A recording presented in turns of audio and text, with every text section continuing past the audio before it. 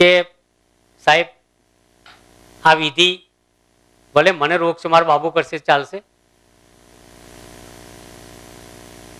પણ એક જગ્યાએ કોઈ કોઈને વિધિ સોંપતું નથી. જયારે સંતાન પેદા કરવાની વાત આવે ત્યારે તો જાતે જ કરતા હોય બધા વિધિ. સાચી વાત છે ને? તો વિધિ હંમેશા જાતે કરવાની છે, એમાં કોઈને સોંપવાની નથી. તમારે ફળ ખાવું હોય તો તમારે જ છોલવાનું છે, મોઢામાં તમારે જ મૂકવાનું છે, ચાવવાનું તમારે છે અને ઉતારવાનું તમારે છે. એટલે હંમેશા એક વસ્તુ યાદ રાખજો કે વિધિ વિધાનની વાત આવે, કર્મકાંડની વાત આવે, ડુ નોટ રિલાય અધર્સ.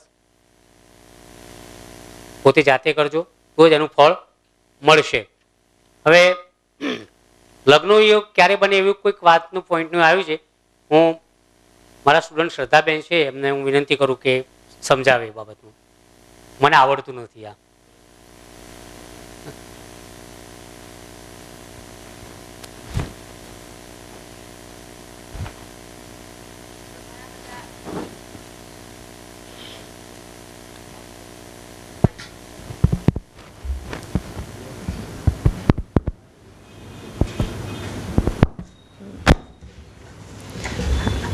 ઘણા બધા જે યંગ હોય ચિલ્ડ્રન, એમના મા બાપને એમના માટે મૂળ પ્રશ્ન હોય છે કે જોઈએ છીએ ક્યારે લગ્ન થશે.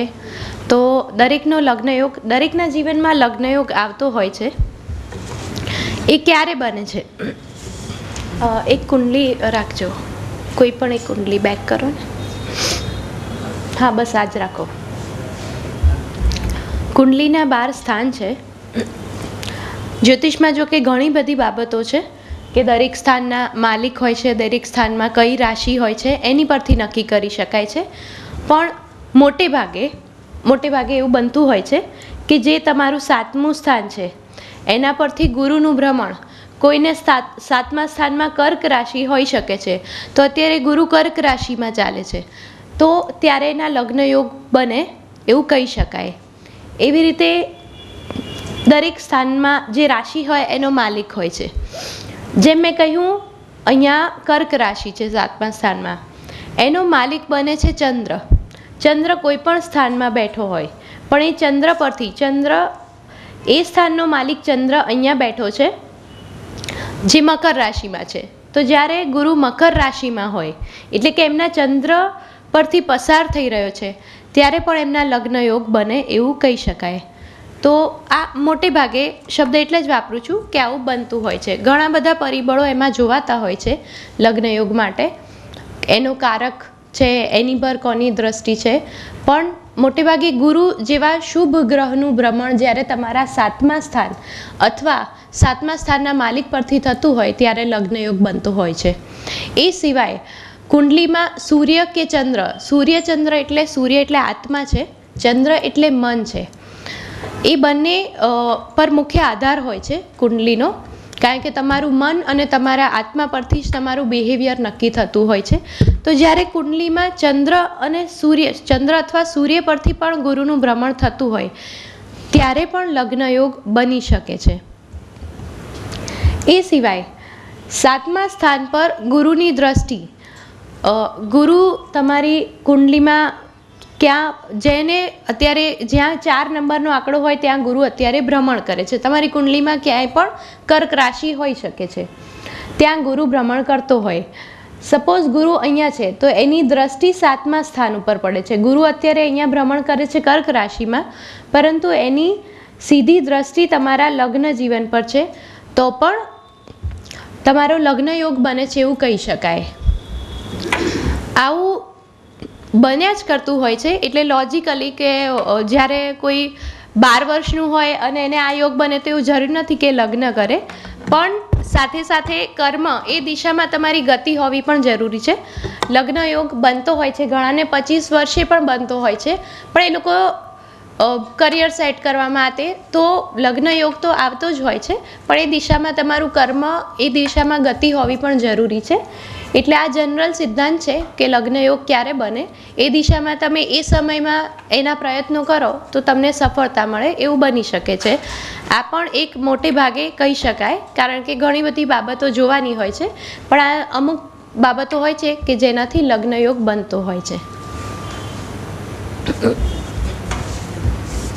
હવે સર સદા દુઃખી તતો દુઃખી કુભાર્યક, કુભાર્યક સદા દુઃખી તતો દુઃખી દિભાર્યક. આનો મતલબ શું થાય?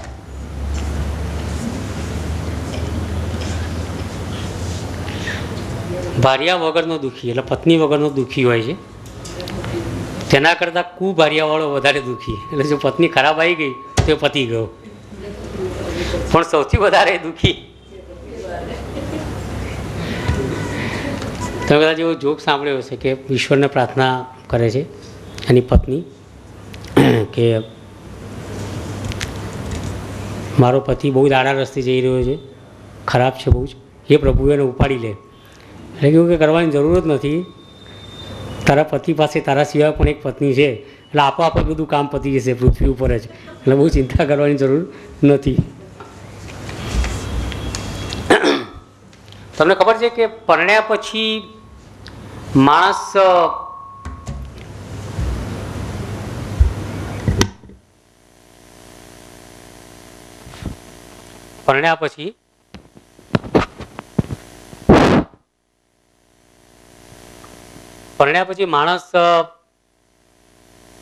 નોન વેજીટેરિયન થઈ જતો હોય છે. કેમ ખબર તમને? આમાં કોઈ અભદ્ર વાત નથી. એનું કારણ શું? કોઈ સમજાવી શકે મને?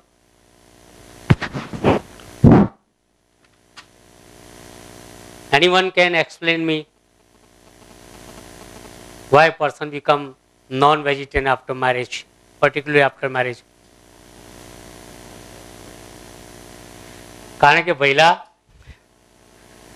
પરણ્યા પછી પતિ પત્ની એકબીજાનું કાયમ લોહી જ પીતા હોય છે, એટલે નોન વેજ થઈ જતા હોય છે. હવે આપણે ઘણી બધી વાતો આજના સેમિનાર સંદર્ભમાં કરી. એમાં મોટાભાગના સંશોધનો, કેટલાક કોમન, કેટલાક નવા, કેટલાક પ્રયોગો, કેટલીક રેમેડી, કેટલાક ઉપાયો મેં આપની સમક્ષ રજૂ કર્યા.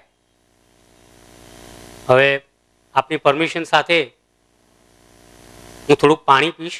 પીવું? ક્યાં કે ગીરા પીવું? હા પાડી ભાઈ. ખાસ કરીને ડર્યા વિના. એવા લોકો તો ડરવાના જ નથી જે એકલા આવ્યા છે, એટલે પૂછી જ લેવાના છે. અને કદાચ એકલા એટલા માટે જ આવ્યા હશે કે ચલો પૂછી લઈએ. તો એવા લોકોને મારું ખાસ આમંત્રણ છે. તમારા પર્સનલ હોરોસ્કોપ બાબતમાં નહીં, પણ કંઈક જાણવું હોય, કંઈ મંગળ વિશે જાણવું હોય, કંઈ શનિ વિશે જાણવું હોય, 7મા સ્થાન વિશે જાણવું હોય. હજુ મારી વાત અધૂરી છે. તમારા લગ્ન જીવન વિશે જાણવું હોય, કંઈક એના સુધારા, એના ઉપાય રૂપે જાણવું હોય, એ બધું પૂછ્યા પછી તમારો કોઈ મોબાઈલ નંબર એ કોઈને આપતા નહીં હો પાછા. નહીં તો લોકોને ખબર પડે કે તમારું લગ્ન જીવન દુઃખી છે તો લાઈન લાગી જાય ત્યાં પછી. એટલે એવું નહીં કરતા, તમારી ઓળખ છુપી રાખજો.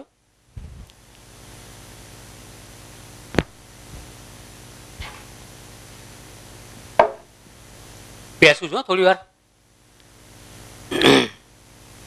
બોલો.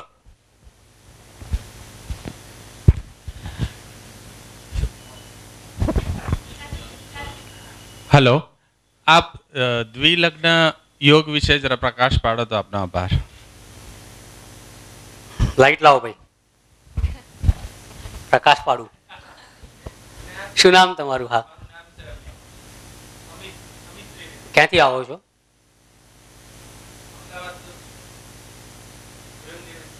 જ્યોતિષના જાણકાર છો? હા, કઈ વાંધો નહીં. દ્વિભાર્યા યોગ પર હું પ્રકાશ, જ્ઞાનનો પ્રકાશ તો પાડીશ, પણ ખાતરી આપો કે દુરુપયોગ નહીં કરો. આ દ્વિલગ્નની જ વાત કરું છું, એટલે 2 ભાર્યા જ થઈ ને તમારા માટે.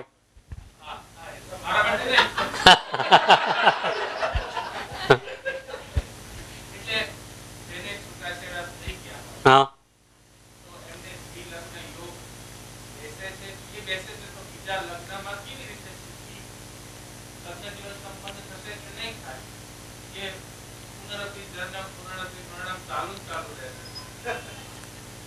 હવે એમાં સૌથી મહત્વની વસ્તુ એ છે કે આપણે જાણ્યું કે 7મું સ્થાને પતિ માટે પત્નીનું, પત્ની માટે પતિનું.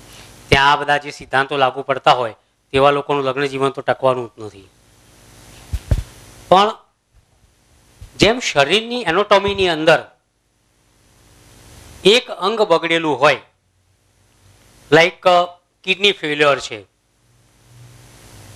તો you can have a new kidney by ટ્રાન્સપ્લાન્ટેશન, બરોબર છે. એમ દ્વિવાર્યા યોગ હોય તો you can change original one and you can transplant for someone else, બરોબર. એવું બની શકે. પણ એક વસ્તુ તો નક્કી જ છે કે કિડની નહીં ચાલવા પાછળના શરીરમાં કોઈ એનાટોમિકલ રીઝન હતા, કે કેમિસ્ટ્રી એવી હતી, કોઈ કેમિકલ એવું હતું બોડીની અંદર. અગર તો કોઈ બીજા અંગો એને સપોર્ટ નહોતા કરતા, એના કારણે કિડની બંધ પડી ગઈ. તમે નવી નાખો પણ વળી પાછું એનું એ જ થવાનું. એટલે મૂળભૂત રીતે જો તમારી કુંડળીમાં લગ્ન જીવનને લઈને ગ્રહયોગ બગડેલા હોય તો બગડેલા જ રહેવાના. એવા મારી પાસે અસંખ્ય અનુભવ છે. એક મારા મિત્રની કુંડળીમાં 8મા સ્થાનમાં શુક્ર રાહુ છે. કૌશિકભાઈ, આપણે વિસનગરવાળા જીતુભાઈ દવે, એ તો ગુજરી ગયા professor, you know very well કે how many times you got married, બરોબર ને. તો એમને પહેલી પત્ની સળગીને મરી ગઈ, બીજી પત્નીથી પોતે સળગી ઉઠ્યા, કારણ કે એટલી ખતરનાક હતી એટલે છૂટાછેડા આપી દીધા. કારણ એટલે ખતરનાક કે પૈસા પાવ તું જા, નહીં તો હું સળગી મરીશ. પેલી ગઈ બી ખરી, ત્રીજી લાવ્યા તો અકસ્માતમાં ગુજરી ગઈ. ચોથી તો કોઈ આપતું જ નહોતું એમને, કારણ કે આ જીતુભાઈનો સ્વભાવ એવો છે કે ચોથી આપીશું તો આપણી દીકરી જશે. પણ આવું અસંખ્ય વાર બન્યા કરતું હોય છે. એટલે કુંડળીમાં જો ખરાબ ગ્રહ યોગ હોય લગ્ન જીવનને લઈને તો એ સળંગ ચાલ્યા જ કરતા હોય છે.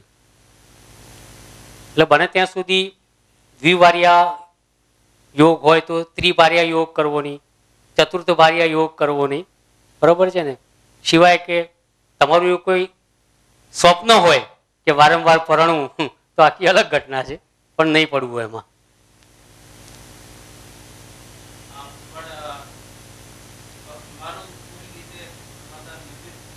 હા,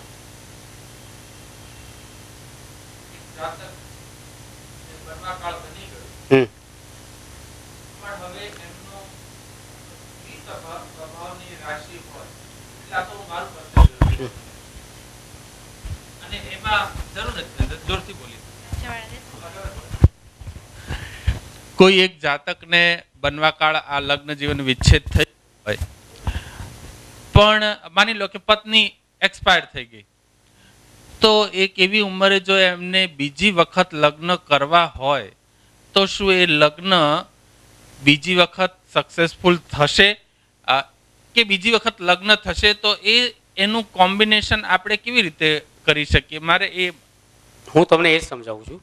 it is self explanatory question. જવાબ તમારી પાસે જ છે કે મૂળભૂત રીતે એક યોગ આપણી કુંડળીમાં બગડેલો હોય. આઈ હેવ નેવર સીન આ બેગર ટુ બી એ ધીરુભાઈ અંબાણી. એટલે જેને કહેવાય ને જાતકની કુંડળીમાં એના જન્મગત યોગ જ એવા આવી ગયેલા હોય છે કે અમુક સુખ એ સ્થાનનું હોતું નથી. ધારો કે સંતાન સુખ ના હોય તો સંતાનો પેદા ના થાય,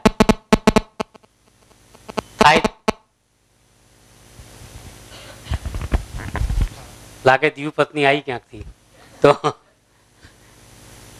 એવું બની શકે કે જે કુંડળીમાં મૂળભૂત યોગ નથી તો એના કારણે તમે ફરીથી લગ્ન કરો, સારો મુહૂર્ત જોઈને કરો, સારા યોગ જોઈને કરો. સામેની કુંડળી ગમે એટલી સારી હોય પણ તમારી કુંડળી તો ખરાબ જ છે. સામેની ભલે સારામાં સારી કાર હોય, ઓડી હોય, BMW હોય, પણ તમને કાર ચલાવતા નથી આવડતી, એ તો સત્ય છે ને. તમારી કાર તો બગડેલી જ છે, એટલે પેલાની તો મધર મેરિડ થઈ જ જવાની. ખ્યાલ આવે ને તમને?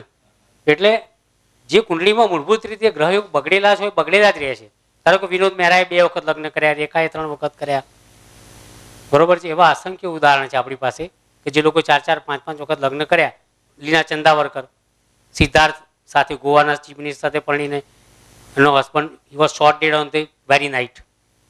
પછી કિશોર કુમારને પરણી તો કિશોર કુમાર પતી ગયો, કિશોર કુમાર પહેલા બે આગળની પતાઈ નાખી. એમ જે બધા ગ્રહ યોગ હતા એમની કુંડળીના મૂળભૂત રીતે જ એવા હતા. એટલે જે કુંડળીમાં ગ્રહયોગ બગડેલો હોય બગડેલો જ રહે. એમાં બને ત્યાં સુધી એને નિરુપાય સમજીને ફરવું નહીં. ફરવાથી શું થાય કે ઘણું બધું જોવા તો મળી રહે, પણ સાથે સાથે ખર્ચા બહુ થાય. કોઈ નંગ પહેરાવે, કોઈ વિધિ કરાવી નાખે, પણ છેવટે તો પંકજભાઈ કુંવારા જ રહે. એના જેવી વાત છે આ. થેન્ક યુ, આભાર.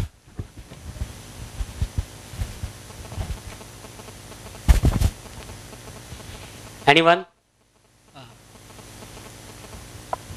આ મંગળ દોષ હોય અને જે એક મિનિટ કોણ પૂછવા માંગે? તમે ઊભા થઈ જજો. તમારું નામ જણાવો. વાસુદેવ પંડ્યા. હા. અને મંગળ દોષ હોય જે કુંડળીમાં, પણ મંગળ ધારો કે 1 થી 5 ડિગ્રીની અંદર અથવા તો 27-28 ડિગ્રીનો હોય તો પછી એટલી અસર કરે? ના, એવું નથી હોતું. અથવા તો પછી ગુરુનું પ્રોટેક્શન 7મા સ્થાનમાં મળતું હોય? હા, એટલે આ બહુ શું છે, તમારો જે પ્રશ્ન છે બહુ મોટું એક્સપ્લેનેશન.